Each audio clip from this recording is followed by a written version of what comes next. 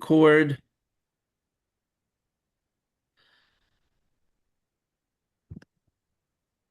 Shalom, good evening from Jerusalem, Israel.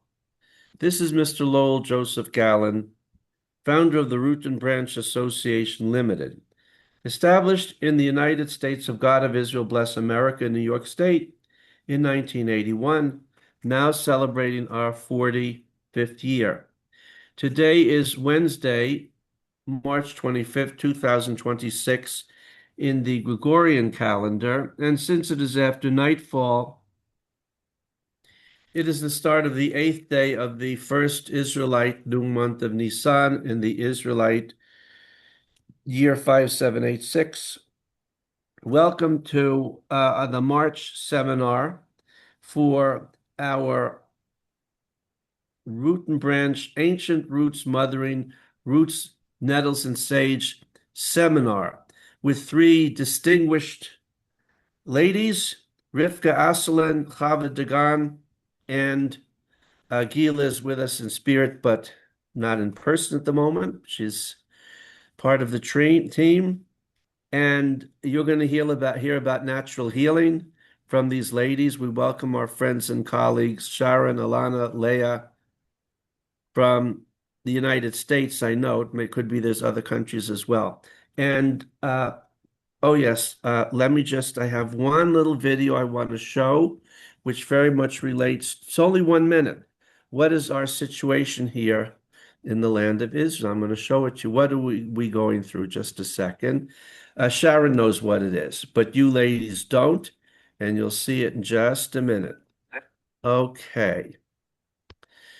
And then I'll come back and hand over the mic to Rivka and Chava. Here we go. I'm going to mute myself for a minute. You'll see in a second.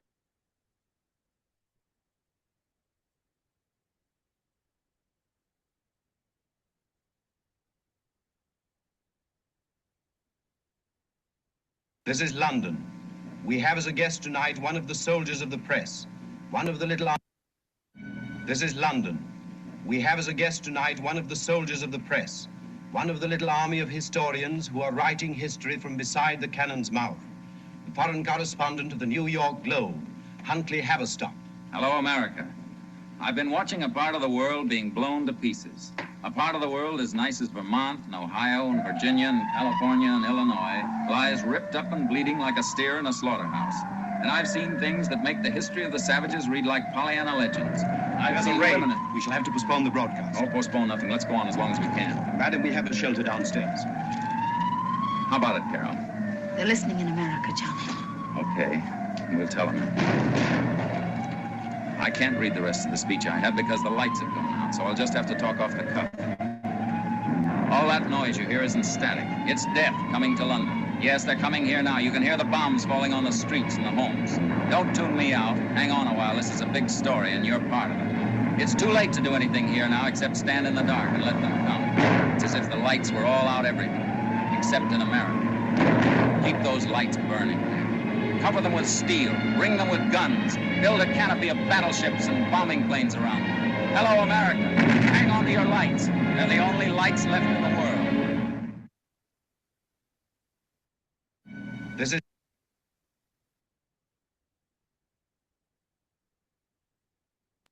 That's our daily reality here. That's Alfred Hitchcock's Foreign Correspondent, 1940. And that's from the Nazi German Blitz on England 86 years ago. Not much has changed. And before I go up to the gallery, please support my work, the work of Rivka, Chava, and Gila. The links will be below. And I really don't like the expression, but I'm supposed to say like and subscribe to my Rumble channel, their channels, their website. Having said that, we have a wonderful hour ahead of us that will help us all learn how to feel better and live better over the next hour. Ladies, it's all yours. Thank you, Lil Aryeh, a lion for our times. I had to turn down the volume when you played that because my children are so sensitive to the sound of sirens. So maybe we should have had a trigger warning for any moms watching this with their kids. That was a fictionalized, beautifully, Hitchcock is so beautiful. I mean, he's such a beautiful director and filmmaker. He's just so elegant, his every idea and every move. It is pretty accurate that we're interrupted all the time with these sirens, which we maybe hear as well. And then whoever gets interrupted just bows out and comes back. However, people in general don't stay or turn off all the electricity, but keep the microphones on so you can have an international radio program in the middle of that. Usually you just run for shelter, and if the power goes out, it goes out everywhere. Anyway, welcome everybody. We are deep in the midst of Pesach cleaning, which is weird because it's like Pesach is happening, but our day is split up into, it's just war-centric. It's a war-centric environment yet again. And that's what we're going to talk about today. We're going to discuss, as Chava likes to say, getting yourself out of a rut, or as I've been saying, 10 ways to incorporate self-care for people who feel they can't. So I guess make your own title between those two. It's probably some mashup of the both of them. Excuse me, but before we begin, just to start from our side, I have a few groups that I run online, and one of them, I've just been feeling so down. It's hard not to feel down energetically, and I guess this pertains to what we'll be talking about. We have weapons of mass destruction being sent at us, not with love, but with real hate and with a real desire in every facet of how those missiles were crafted to destroy Am Yisrael, to destroy the Jewish people. And that energy comes along with the weapons. That energy comes along with the sounds, and it comes along with the sound of the siren, which is playing at a hertz and decibel that is destructive to our mental health, to our inner peace, to really our physical health as well on every level. So we're going to get into that in a bit. But one of the things I told my group is, I don't want to whitewash the situation. I think there's real danger in that. And unfortunately, I see a lot of that. Many Israelis, like my husband, have grown up with war. And so they've found the best coping mechanisms that they can. A lot of it is kind of turning off emotions, turning off feelings so that we can get through this situation. So I don't want to turn off emotions or feelings because I think we're really missing out, and we're missing out on the lessons that we could learn from Hashem throughout these times. But also, there's so much wrong happening. And again, I don't want to whitewash, but I don't think turning a blind eye to what's good and what's right makes any sense either. It's like you've got a whole meal, but you don't like peas or something, and you just focus on the peas. And there's a buffet in front of you, but you can't see the buffet. You can only see the peas.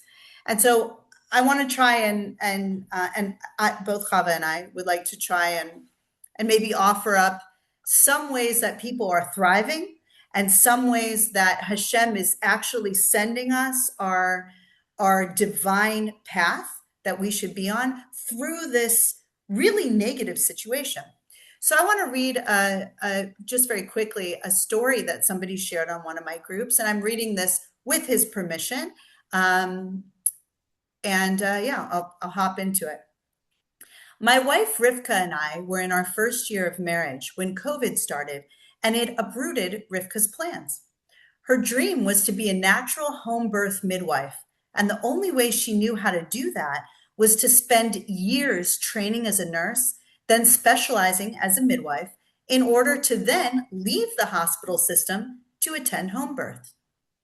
She was in nursing school during COVID lockdowns, and when it went back to in-person again, they demanded everyone must be vaxxed. I was very awake about the COVID situation, having seen through the lies about 2 weeks into the whole thing. So I did my best to convince her not to take that dangerous shot. It was a hard decision for her because it felt like giving up on her dream and was giving up on her scholarship. But she decided to trust in Hashem and in me. But all of this turned out to be exactly what she needed to truly achieve her dream. She never really liked the system. She was just enduring it to reach what she wanted. Now forced to find another path, she apprenticed directly from natural home birth midwives, real midwives who truly support mothers, not the intervention and drug-focused puppets trained by the system. Learning from them in her own way, Rivka is now achieving her dream. She now truly supports mothers throughout their pregnancies and sovereign births, provides postpartum care, and cooks nourishing natural foods, specially fitting for new mothers, bringing no drugs or machines, but deep trust and support for the birthing mothers. During COVID, the system tried to take control of every bit of our lives, but for Rivka and many others who put their faith in Hashem, not the government, it drove them away from the system to a much truer, realer, and freer life. Okay, so if you want to support Rivka's work, and I don't know Rivka, but I can tell you, with permission, I was given her number. They are based in the Jerusalem area of Israel. And her number where she can be reached, I think she has a business like storefront on WhatsApp, is +972 53340 3596. Again, that's +972 53340 3596. Her business is called Nurtured for Life. And her husband wrote, she truly supports mothers throughout their pregnancies and sovereign births, provides postpartum care, and cooks nourishing natural foods, especially fitting for new mothers. So I really wanted to share that with all of you. As home birthing mothers ourselves, now really in the age, to be grandmothers, that's kind of what we're going into, hopefully. I remember how hard it was to find a home birth midwife who was actually trained in, by other midwives and trained in the real lost arts of midwifery. And so anyone who's doing that, we absolutely want to support for the next generation. Okay, so Chava, maybe we should start with engaging the frontal cortex. That would be you, my darling. Oh, Yes. okay. Start with All right. it. Yeah. Start with that. Okay. So in our top 10 tips now, self-care is hard. It's really hard. It's super hard for me. I fail at this left and right. So to be giving a lesson on it, sometimes I teach based on things I'm really good at and I know really, really well. And this is not one of them. I'm teaching from a place of being so bad at it that I've had to really struggle to get even the basics. And so, and to implement them into my life. But anyway, let's start with the one that I was pretty good at, the one thing, and it's more about helping others, and I need to use it more for myself, but that's engaging the frontal cortex. So basically, when we hear the siren, we have a shock, an initial shock. And Lowell spoke about this in the introduction. He said being on the spectrum kind of makes this a little bit easier. However, I would imagine that there is kind of an initial jolt, even for Lowell Aryeh when he hears the siren, because that's what it was designed to do. It's designed to stop you in your tracks and give you a message to go and, go to a shelter or, do whatever you need to do. So one of the things that happens is there's this whole kind of biofeedback process after that initial jolt that leads to fear. And then that fear can lead to PTSD, to post-traumatic syndrome. Like it can build and build, and it can balloon like a mushroom cloud. It just gets worse and worse over time, and the memories of it, and we get stuck in it, and that we're traumatized so many times a day or sometimes an hour. It can be really hard to kind of get out of that situation. So I learned from a psychologist named Levi Smith. I took one of his classes way at the beginning of this war, two and a half years ago. And he gave this beautiful lecture about engaging the frontal cortex, that the fear and trauma response, this is like a physiological, scientifically studied thing. I'm no scientist. I've got lots of beef with science, but I find this super interesting. So that fear trauma response can't be engaged at the same time as the frontal cortex, as this kind of thought response. The fear can't progress. It can't continue to grow. There's a pathway block when we engage the frontal cortex. So what does this mean? It means that there are things we can do to prevent fear and trauma in the moment when the siren happens, or when the booms are happening, or when the electricity goes out, or whatever we've got going on. So one thing that I've been doing with my kids since the beginning of the war is I'll start to talk with them. Then when this part of Iran kicked up again, I would say, once we all got into the shelter after an alarm, my daughter, who's so smart and so brilliant, and she said to me, I forgot what I was doing. I don't even remember what I was doing before this siren sounded. And that reminded me, because that's that fear response. And so you want to counter that by saying, let's remember, what were you doing? So I go, I need to do it too. And this is where the self-care comes in. Remember to do it for yourself too. So I was going, I was cutting a carrot and I heard the siren, and I don't remember if I put the knife in the sink or if I left it on the cutting board, but I do remember I was cutting a carrot. So already now my brain is being engaged in a way that's blocking fear. It's countering fear. And I told my daughter, tell me the last memory that you have. You don't remember what you were doing right before that. Try and go back. How, to waking up this morning. Can you, and as the memories start coming back, the fear levels go down, the breathing regulates, everything comes back together. This is a great thing to do with husbands, wives, children, parents, everyone who's kind of having that trauma response, is just a check-in. What were you doing? And I always ask my kids this too, especially the kids that aren't at home. I'll say, well, what were you doing when the siren happened? Just to make sure their mind's engaged. Now, for younger kids, a great tip that Levi Smith and his team who gave that lecture offered was to give the children a task. It can be any kind of task, and you can do it for yourself too. So one of the tasks, he would say, I would just get really creative. So I would say, you see that bottle of water over there? Could you just move it over to the table over there?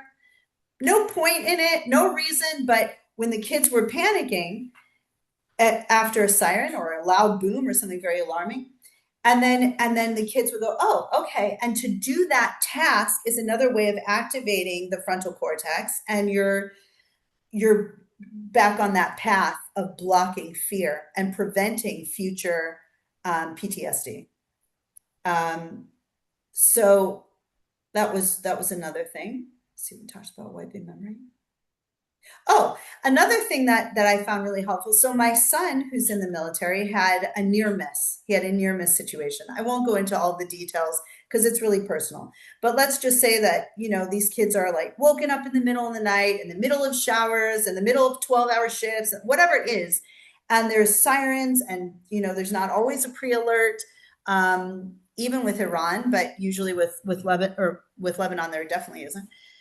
So all of a sudden there's a siren, and whatever you're in the middle of, if it's in the middle of a dream or sleeping or whatever it is, you have to get up and react very, very quickly. And so the kids, the soldiers and everyone, they have all these systems. They got their shoes right by their bed, or they're sleeping in their shoes or sleeping in their socks or whatever it is. They've got all these things. But he was in a situation where he was in a vulnerable state and had to immediately run. And as he was running, there was an interception right above him. And he thought that actually he thought perhaps someone had stepped on a landmine near him because of the noise and the blast and the everything. And it was very, very scary, very scary. And so when he came home, we did some herbs, which we'll get to in a minute. Thank God he was able to come home a couple days later for a Shabbat. But one of the important things for him and for yourself is to acknowledge the empowerment in the situation. So I would tell him things like, when I talked with him and he's telling me there was this explosion and it was like, I kept running and I'm like, wow, you kept running, even though you were afraid, you still kept running and you kept, just pointing out places of empowerment or, you weren't sure about this, but you listened and then you listened again and look at all this checking you did. Look how naturally your body knows what to do and naturally you know what to do in these situations. And just kind of acknowledging the wins, acknowledging where he did amazing things, where he was empowered. And I've been trying to use that with myself too, is looking around and saying, wow, you made fresh bread and a fresh soup and you cleaned for Pesach and you had, however many sirens and you look at how you were able to navigate all that and time the bread being in the oven right after the siren or after the pre-alert or, and just really think about how I managed the things that were within my control so well. And behaved in a really empowered way. So I think that's all I want to say on that topic. We can move to another one now. Do you want to talk about the herbal teas or you want to add to that? Let me just add, when you're talking about engaging the frontal cortex and move this water over to there, just a simple task. It's a task, it's thinking, but to get back into your physical body, when we're in the fear state, we're like hyperventilating. We're thinking, oh my gosh, it could have been, I almost, and so you're out in the it's reality, but it's like a projected reality. And so it might have been, but it might not have. And then you get into the might have been. And then it's like above and it's out and it's esoteric and it's not something that you can actually touch. But when you bring it back down to your actual physical body and move and pick things up and touch and engage all the everything, your arms, your legs, your whatever. That really, really, really helps with the whole PTSD and the trauma. It really does. It's almost like taking all the energy that's out and you're just like, and then it kind of diffuses it throughout all your muscles and all your bones and all your fingers. And then it's no longer concentrated anymore. And there's something so huge about that, even though it seems so simple to move the water from here to there or walk up the steps or move from one room to another. It really, really, really makes a difference. Huge. Yeah. Wow. You said that so beautifully because I could feel it in my body while you were describing it because that is exactly how it feels. Yeah. Okay. So, herbal tea. So I've got my tea right now.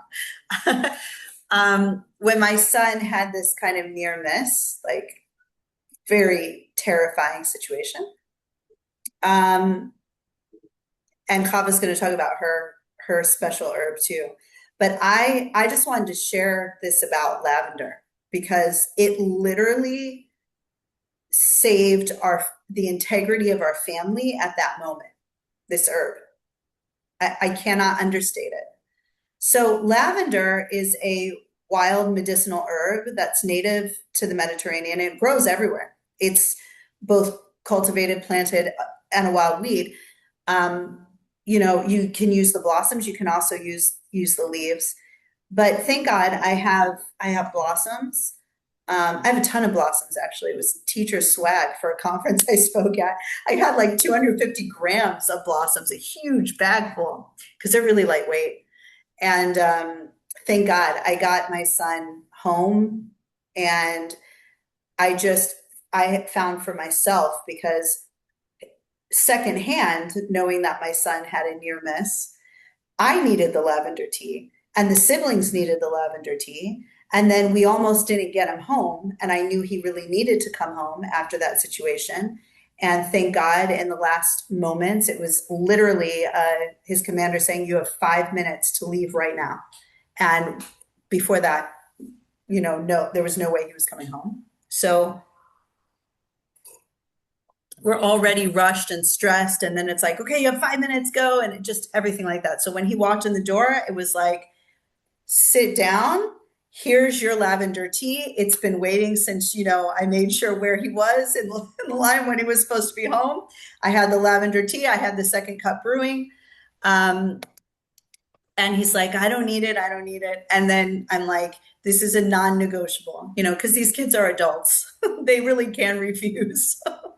Even the kids who aren't adults can refuse. But I said, nope, this is non-negotiable. This is if you trust me as your mom, and you do, you're drinking this. And he started drinking it. And I could just see his whole shoulders soften. And by the second cup, he was like leaning back. He was relaxed. Like, he walked in shell shocked, just straight, what's it called? Rim rod, something.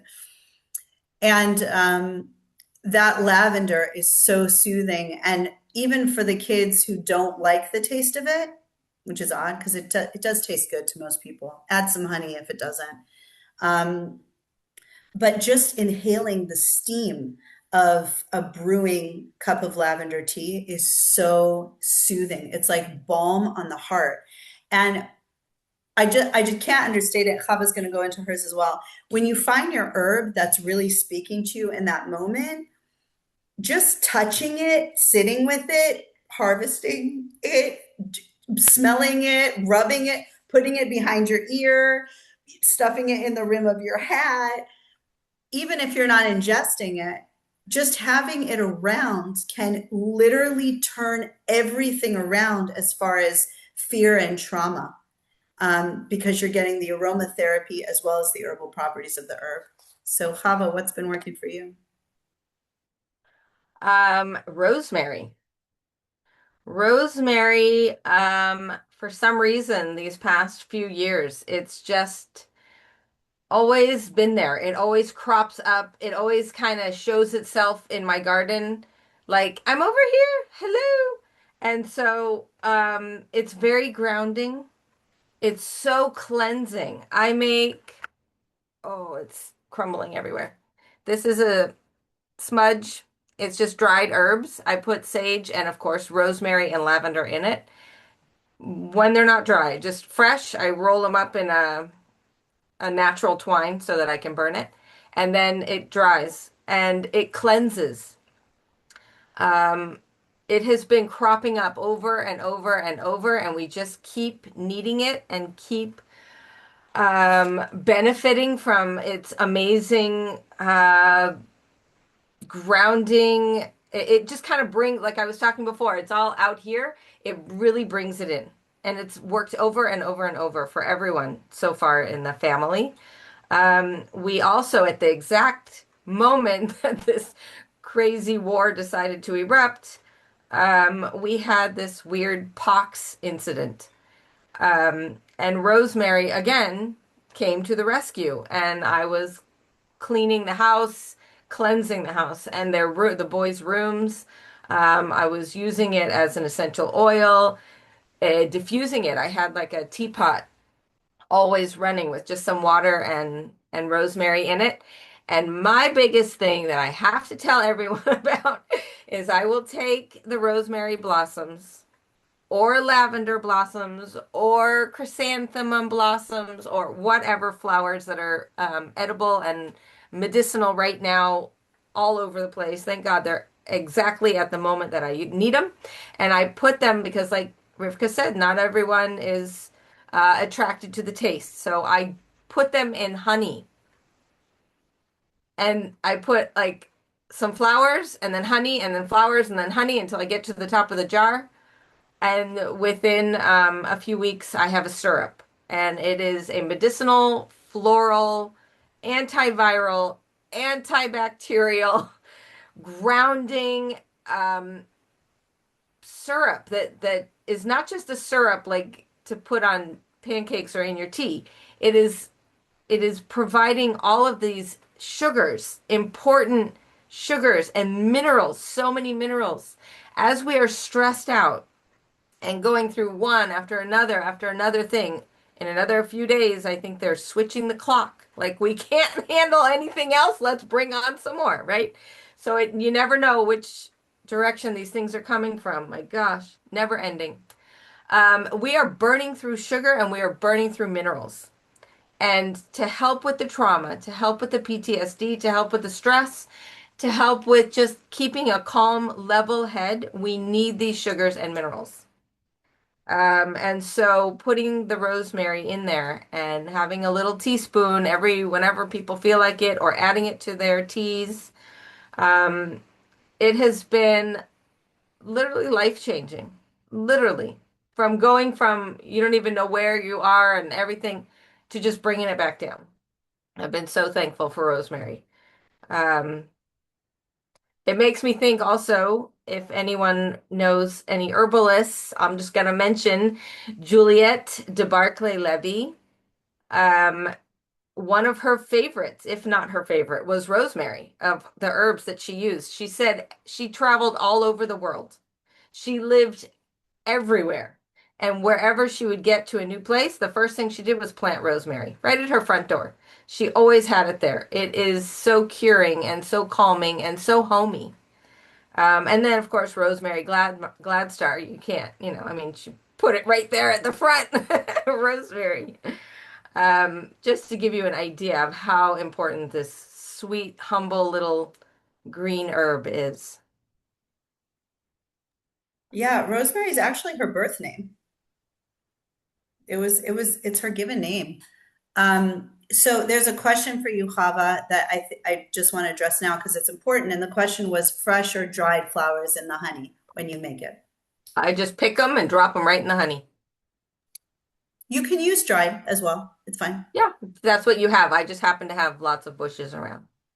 Yeah, you'll probably get less of a syrup with the dried flowers because with the fresh, you're going to be drawing out the water. So it'll water down your honey a little bit. But medicinal honeys are amazing, and you can just add them to a cup of boiling water or hot water, and you've got your medicinal tea without having to brew a tea. And it keeps for forever because honey keeps for forever. So yeah, those are amazing. And you know what I was thinking when you were talking, Chava, about the rosemary? Because I was like, wow, rosemary is known for clearing brain fog and helping with memory and whatever. And that's exactly what we're talking about. And lavender does that as well. And that's a commonality between those two. I would say lavender is known more for like heart balm, for like anyone who's carrying those kind of stabbing heart feelings. And by the way, I give a class in the herbal first aid class that Chava and Gila and I did together on calendula being used similarly as a heart balm, but that's another story. But I just thought it was interesting how lavender and rosemary both kind of have this, it's probably a frontal cortex opening herb in both cases. So, a lot of people will say, well, what do you do for this? And what do you do for that? And I think this is a really great example that Chava and I have two different herbs. Rosemary's not doing it for me right now. That is not my herb, and it's not for our family right now. And, and Chava is not reaching for lavender. She's well aware of lavender, but she's reaching for rosemary. So it does, for everyone, you need to kind of figure out what works for you. It's not, it's like there are many different options that are kind of in the same category. So both of these herbs are brain opening, memory opening, aromatic. There are common themes. So that's what you would be looking for, but don't get hung up too much, especially if you're not an herbalist and this is making you feel nervous. Don't get hung up too much on the herb. You might have something growing right outside your door that's aromatic and mind opening, memory accessing, whatever, some other type of herb. And that might be what you need. A lot of the times the herbs that we need are growing right in our yard.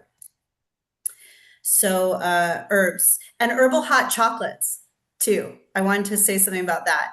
So like the herbal honey that Kava talked about, if you add that to hot chocolate, or what we were doing is we would, for my little kids, because a cup of lavender tea, it's not so exciting when you're 8, but hot chocolate is. So we make hot chocolate, and then I infuse the blossoms in the hot chocolate and strain it out, and they have lavender hot chocolate, and that is fun and it's really tasty.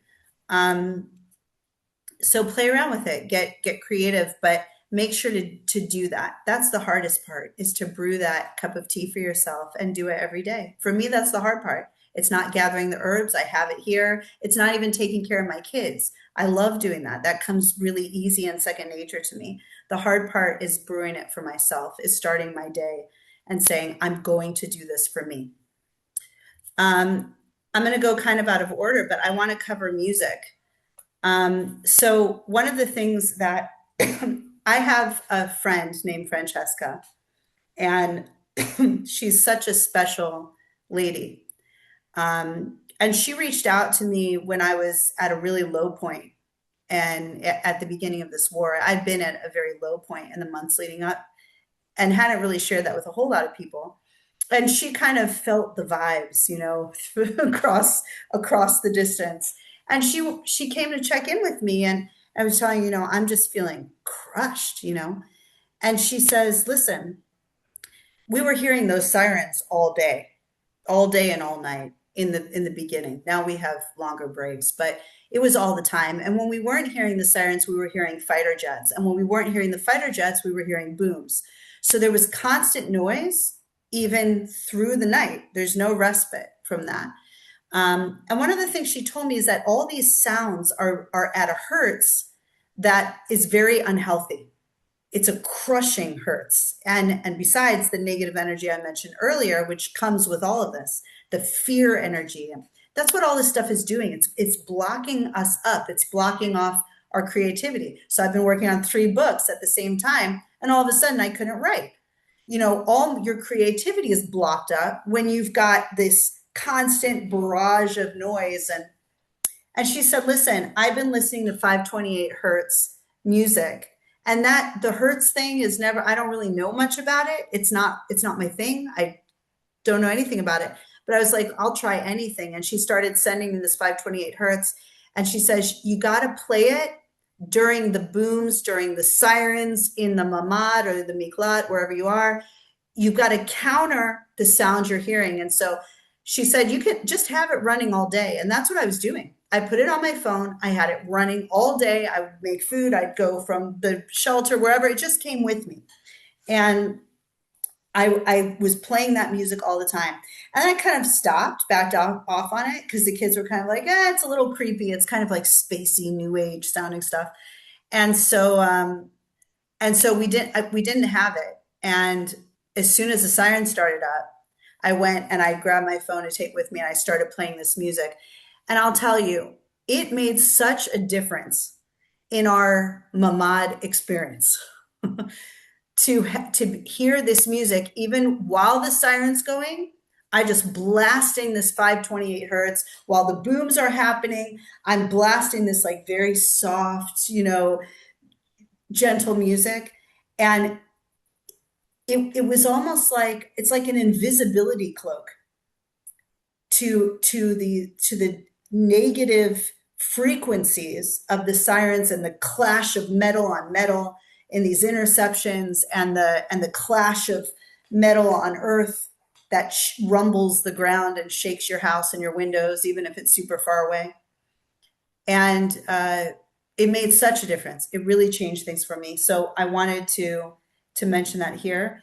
If hertz isn't your jam, and you can do a search anywhere, just do like a 528 hertz or 639 hertz, or which was all Francesca's suggestions, by the way. But there's other hertz. There's lots of hertz. There's an infinite number of hertzes that you can look up. But if that's not your thing, any kind of meditative music, world music, just music that doesn't have any jump scares, any sudden bursts of sound or change or abrupt changes, something that's very even, very mellow. And any of that will will do the job. For me, it's Scottish music, bagpipes and fiddles. I have that playing all day for like 2 years, ever since I got back from Scotland, like 2 years or even more. Because since we got back, it's always something. And that is so calming. And it has a calming balm throughout the entire house. So that everyone who walks in the house, this is what's playing all the time. And the kids like make fun of it and they laugh about it, but it has an effect. And it's like walking into a whole different world when you step through that door. I mean, it really is. And so whatever's going on outside, your house is the safe spot. And that's really important for everyone to even unconsciously feel that. Yeah, we had to drive the kids to the dentist in the middle of this with sirens and the whole thing. And a siren happened right as we needed to leave. And my little ones were really afraid. They didn't, and we were going right into Haifa, which is constantly getting, is constantly under attack, unfortunately. Shout out to my friends in Haifa. And I asked the kids, okay, what do you want? What kind of music can we play on the way there? And my daughter, named Enya, asked me if I would play Enya's music, if you know the Irish musician Enya, because I used to play Enya for her when she was a baby. And she could tell me, I mean, she hasn't listened to Enya in years, but she could remember, she was recalling lyrics and she could hum it for me what she wanted. And so that's what we did. We were playing, the Celtic music is great too, is what I'm getting at. And we played that the whole ride to the dentist and back.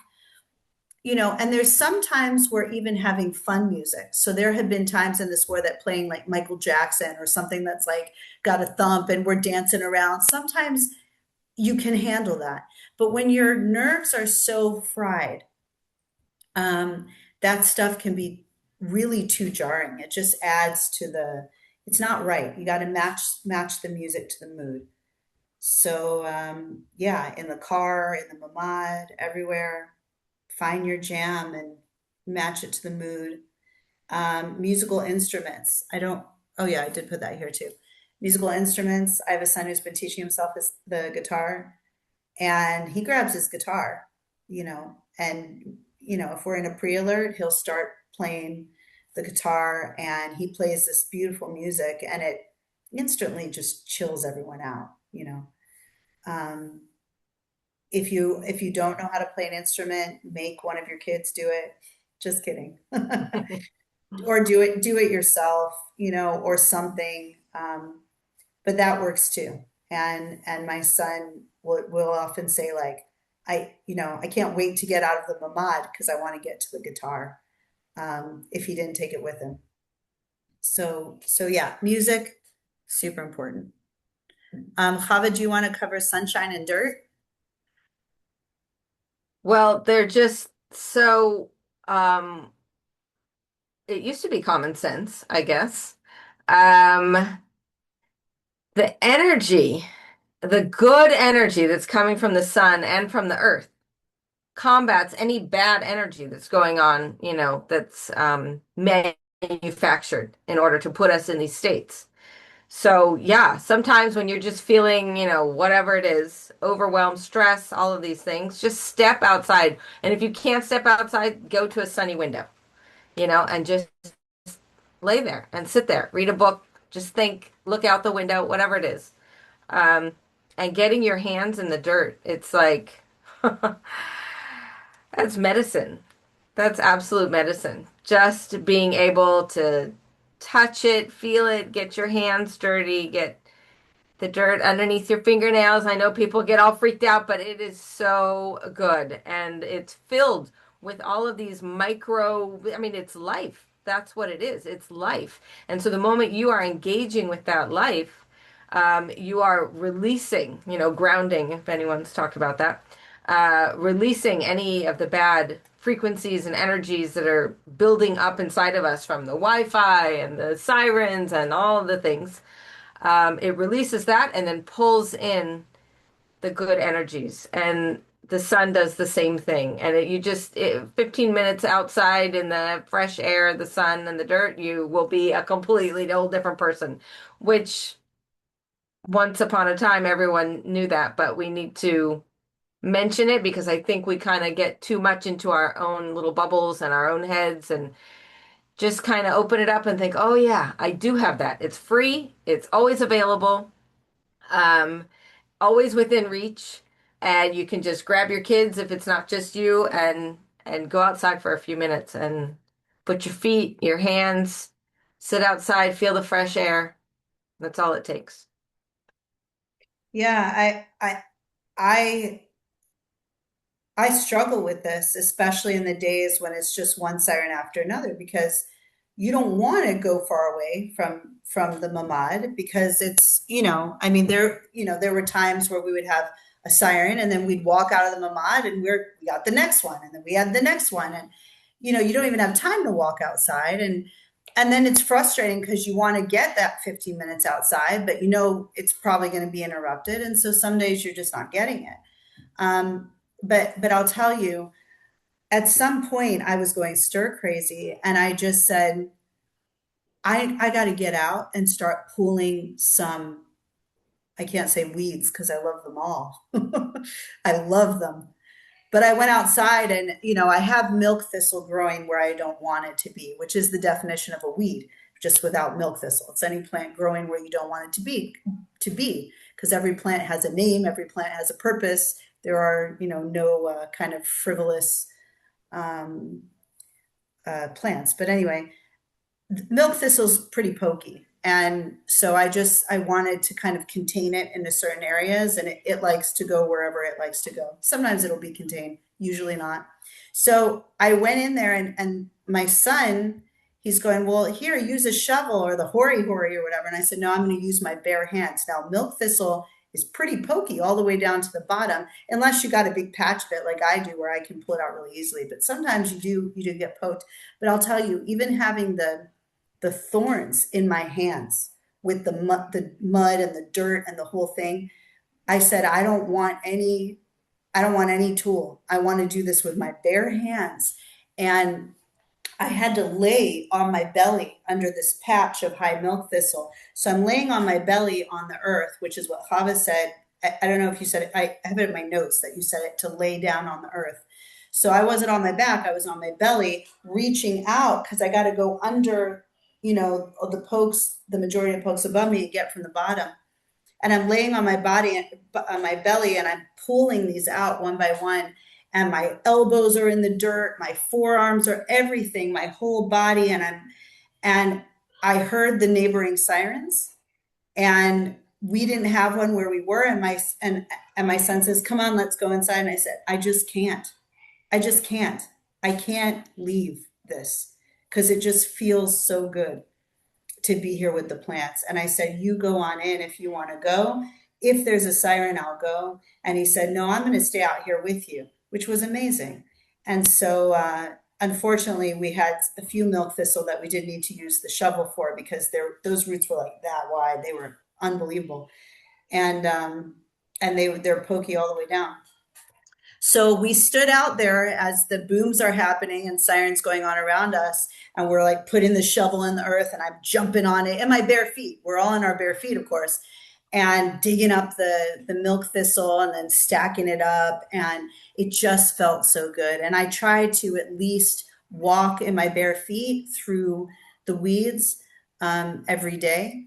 And definitely, my husband is praying. He goes on the porch and he prays in the sun every day. So important, really life altering. How about we touched a little bit on treats. So you talked about the sugars that you need and the stress. I'll confess it. I told my husband, just bring bags of chocolates, the junkiest candy chocolates you can find. That's what we need. And we gorged for a day. We all just ate tons of chocolates because the constant alarm, it drains your energy, and not sleeping all night because you're woken up by sirens all night long. and booms and fighter jets. So you don't get sleep. And then it goes nights and nights and nights like that. And so I'm like, all right, we're just going to eat chocolate because we're all exhausted and we need some energy. And then, another siren sounded and I said, okay, come here. And I'm handing out a piece of chocolate to each of the kids as they're walking into the mamad and like, we're eating this in here. And of course the kids are like, yay, because we don't do that at our house. That's a weird thing to do. But, having those snacks. And then I started to get a little smart about it and made the black bean brownies, with maple syrup instead of sugar and like things that are a little bit healthier. But we are craving sweet through that kind of constant alarm and cortisol release and lack of sleeping. So for Purim, we were making mishloach manot, and I make caramel corn. I make popcorn, and then we melt the whatever I use, honey, sugar, I don't remember, brown sugar, I think, to make caramel, and then you put it all over the popcorn and stick it in the oven for a few minutes, and it melts it all together. And oh my goodness. And so we made it for Purim and we handed out our Mishloach Manot, but you know what? There was so much left over. It lasted quite a while for us, and that was exactly what we needed. Exactly. It's like a little snacky, homemade, and oh, it just hit the spot. Exactly. Exactly. Exactly. I also make and yeah, so easy to grab, and whenever the kids need a little snack or whatever, it's right there. I also made dates. So I take the date, I open it up, I take the seed out, put some peanut butter inside, and then I melt chocolate and put it over everything. And then put it in the fridge, and then it hardens into these cute little um chocolatey peanut date, whatever. Anyway, it doesn't need a lot of sweetener because it's already sweet from the dates. And again, it's just in a big bucket and the kids can go and take whatever they want whenever they need it. Having those snacks available, for me, it's important that it's healthy, homemade, but they, feel like it's these little snacky packages that they can go out and they're getting what they need with the minerals and with the sugars and also that need to snack whenever you feel overwhelmed. Sometimes you just when you remineralize, all of a sudden it's a pick me up also with energy, but also the depletions. There's so much depletion going on that we don't even know because it's on a level that's so deep inside, but you'll feel it eventually. And so this kind of keeps everyone going and they don't feel so, depressed or whatever because they have these fun little things that they know that they can always go to. And it's so important to me to know that it's in the fridge and it's ready or the freezer, whatever. So I don't have to start, cooking, baking, whatever. We've got pizza in there. We've got muffins in there. Like whatever's left over from anything else, I stick it in the freezer or the fridge. And then there's something always available. And I don't feel overwhelmed with having to start cooking and taking out all the ingredients. So that's really, really helpful for me and for them. Yeah, I think you touched on the next one, which is finishing a project from start to finish, completing that. You want to add to that here? So the cooking and the baking, and you're pulling weeds and anything, like you said before, we feel a little bit or a lot out of control with this whole situation. You don't know when the booms are coming. You don't know when the sirens are coming. You don't know when, all these things are just constant, constant, constant. And our days are so disrupted. Our sleep is disrupted. Our routines are disrupted. The kids are no longer going to school if they're in school. Our social activities are no longer, all these things. And so we feel a little out of control and out of our element. And one thing on our many list of all of these wonderful things is having a project that you can call your own and you start it and you finish it. Many times a project will get started and you don't really know. I'll get to it one day, but this feeling of unfinished business. When you have something that you can start until its completion, it gives you a sense of control. It gives you a sense of ownership and making decisions that normally you might not feel like you can do so much right now in these times. And one of those things is cooking and baking. Start to finish. You make the cookies and you bake the cookies and you eat the cookies, whatever it might be. Bread, you mentioned bread. Having homemade bread in the house is so satisfying. It's so satisfying. And you've made it from start to finish when you get to serve out the pieces of bread to your family, right? So now you've taken back some of that empowerment.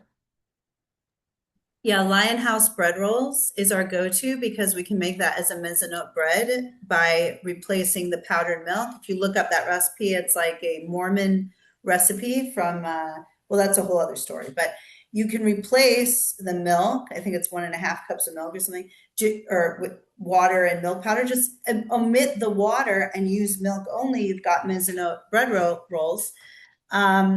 And I added cheddar cheese and hot peppers to ours, and yeah, and and you can put in your rosemary or your lavender. You can put in whatever you want. Your add-ins. You just make the bread dough and then put in some add-ins, and knead that into your dough and let it rise.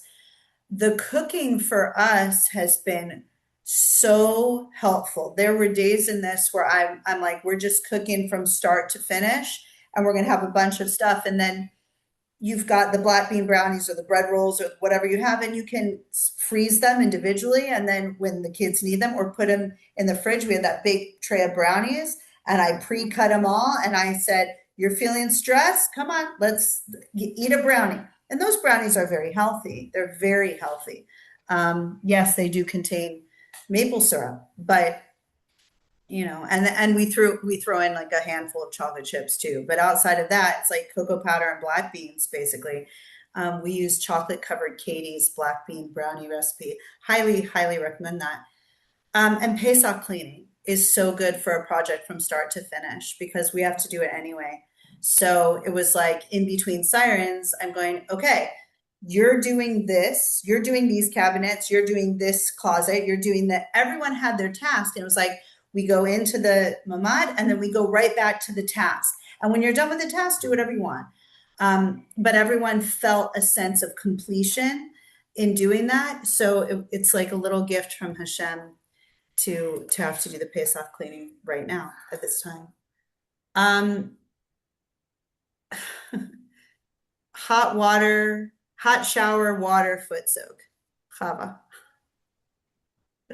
Well, for me, it just goes back to the dirt and the sunshine. Water is also a grounding element, a cleansing, a replenishing. And if you can't get to a hot spring or to the ocean or to a lake or whatever right now because of everything, as a bucket that you could put your feet in with some lavender or some rosemary or whatever it is that you love and just sit there with your feet in hot water, and you can have all the kids with their feet in hot water or whatever. Changes the mood and makes things light again, which is what we want to do.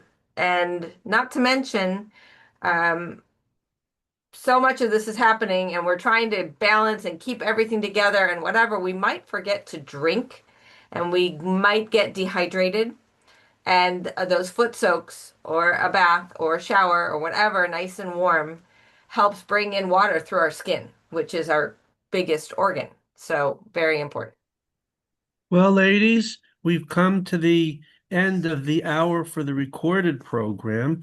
We can then, with your guests who are here, talk privately afterwards, but for the benefit of clergy, so to speak, for the folks out there, they only have what they see on Rumble. So we'll have to conclude the recorded program now. We thank you as always for your good advice, not just for people in the land of Israel, but anywhere. And we encourage our viewers and listeners, go to the Rumble sub-channel for Chava and Rivka. Watch all their videos because each program they talk about something different. Information you need to survive as well as we can in a crazy world. So thank you. You want to make concluding statements for now, and then we'll end the recorded program. I'd like to add just one last point. We have more, but I think that lifting others up is really important. So I want to add that in here. It's hard for all of us. Making conscious effort to lift someone else up, even if it's just a text message or a smile at the grocery store or walking down the street, or even an animal doing something nice for the wild cats, that makes a huge difference, both for yourself and for the kids. And it can help bring you out of your own feeling of depression or being crushed. And you're doing good for others. You're spreading the light, which is, of course, what Jews are meant to do. Chava? Yeah, I would say that we kind of need to find the lesson in all of this, make it meaningful, because otherwise it looks like, it's just another hate-filled whatever. There's nothing new under the sun. Jews have been through this and many more things and much worse things. So we see it as coming from Hashem, and it kind of makes it a little easier to go through.